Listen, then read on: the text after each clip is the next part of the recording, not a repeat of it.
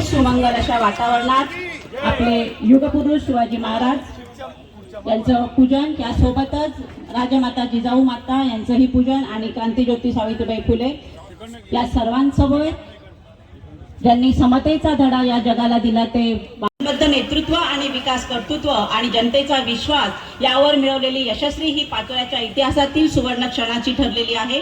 या सुवर्ण क्षणाचे प्रास्ताविकपर मार्गदर्शन करण्यासाठी मी आमंत्रित करते